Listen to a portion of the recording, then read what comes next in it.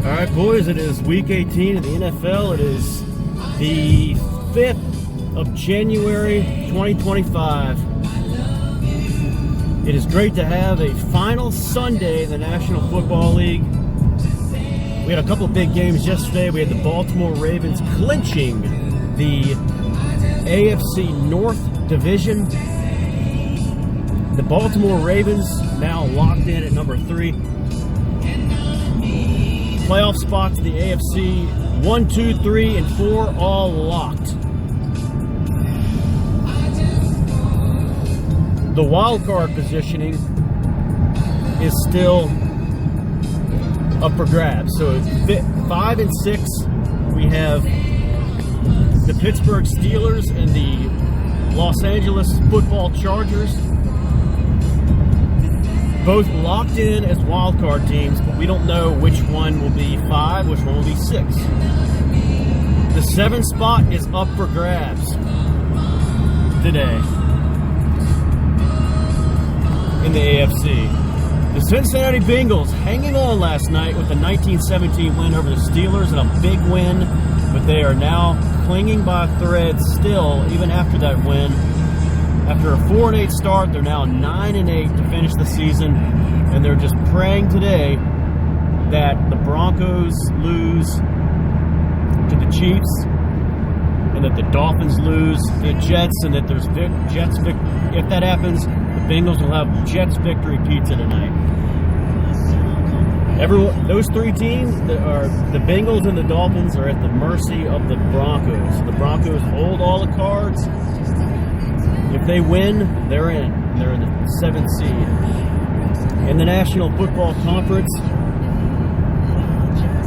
we have more at stake today. Positioning, we have wild card positioning. All the wild cards are set. No, they're not all set. But everything is clinched except for the NFC South. You know what's up. Buccaneers expected to win the NFC South today. I think it'll be hilarious, though, if the Falcons pulled out the division. The Bucs were sent home. I just think it'd be funny. Because no one's even talking about the Falcons. But like I said, I talked about this in my picks today.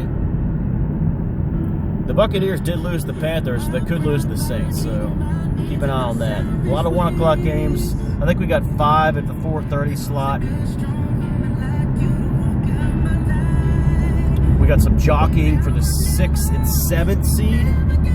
We don't know if it's going to be Commanders or Packers, and then we have jockeying for the 3 and 4 seed. We don't know if 3 or 4 will be Rams, Buccaneers, Falcons even. And then there's jockeying for the 1 and 5 seed. The only spot that is locked up is 2. The Eagles.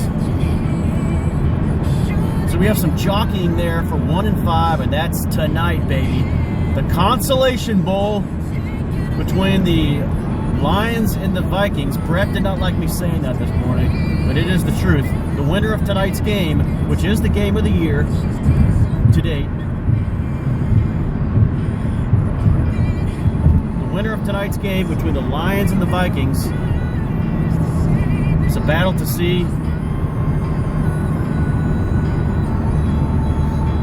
who gets their teeth caved in by the Eagles in the NFC title game. The loser has to play 3 road games, more than likely, to reach the Super Bowl 59 in New Orleans. Oh man, this is one of my favorite weeks in the NFL. I like it even better than Wild Card Weekend.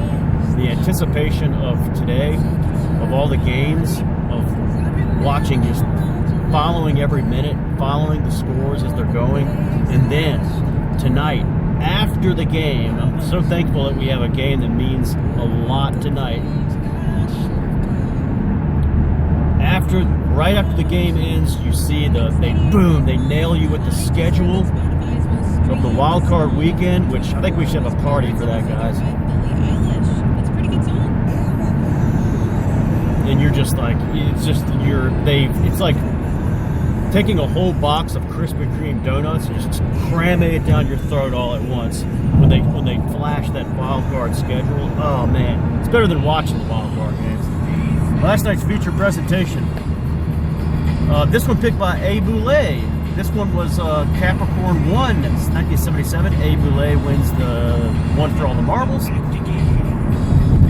And a great pick. Capricorn 1. Excellent.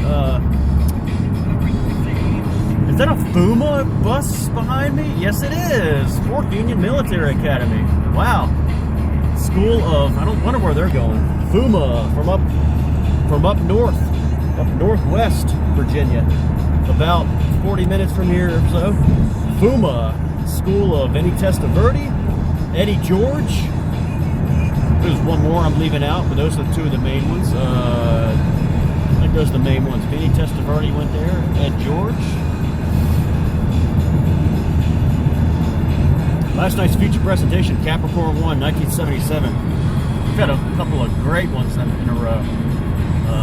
X, 1963 was Friday night, and then Capricorn 1, 1977. I haven't seen this one in a few years, and it felt a little newer watching it. Okay, so we have in this one we have Elliot Gould is credited as the main character.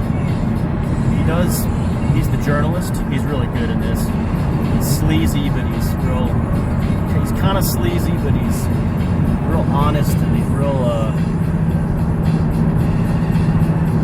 ambitious in his reporter job, and he's really good in this. Elliot Gould, the three astronauts for the big Mars landing, are very good casting for the three astronauts. Brolin, Mr. James Brolin in this, and then Sam Waterston was that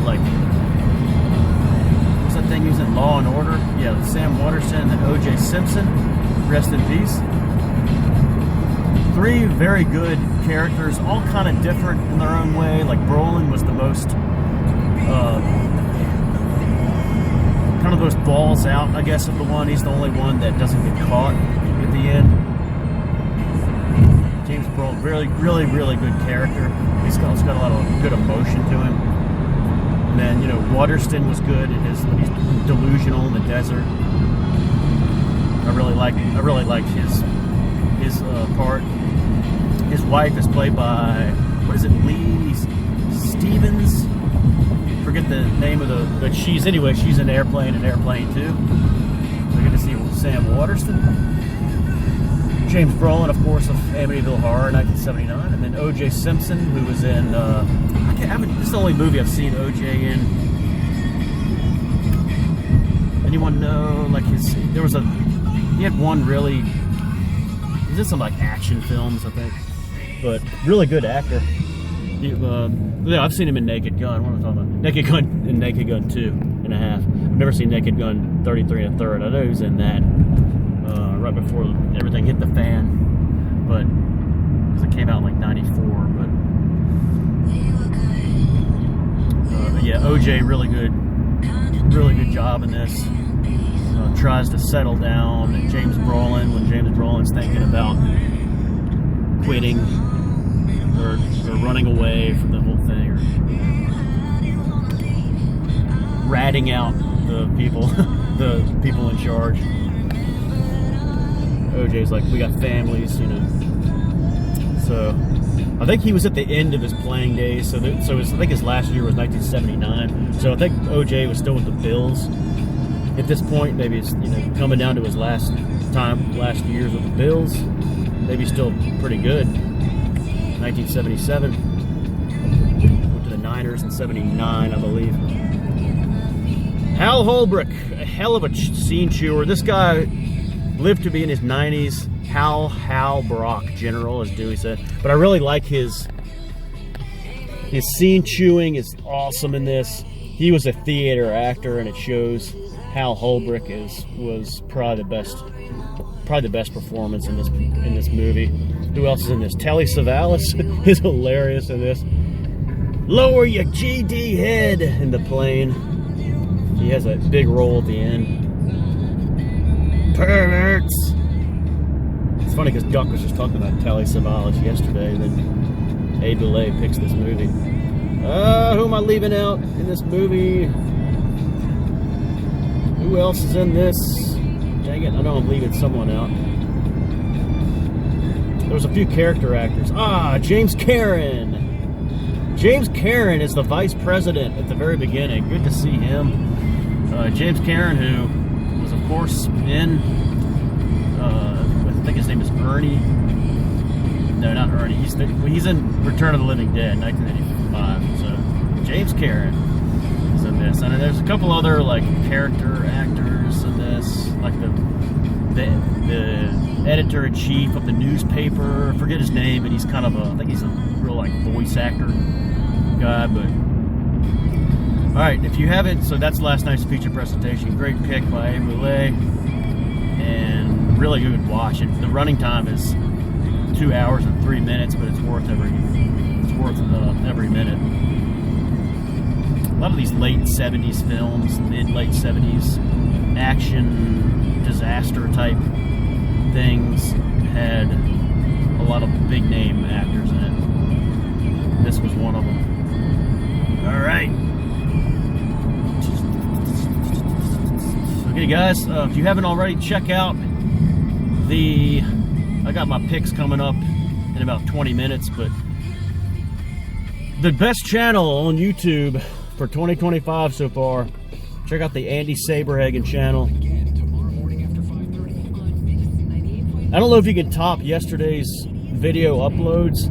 I've had a few days like this where I thought I really knocked it out of the park with like quality over quantity, with like maybe a couple of really good ones, and that's it. Andy's who's doing this is by our own Andy 8010, we've been trying to get to do videos for a long time now.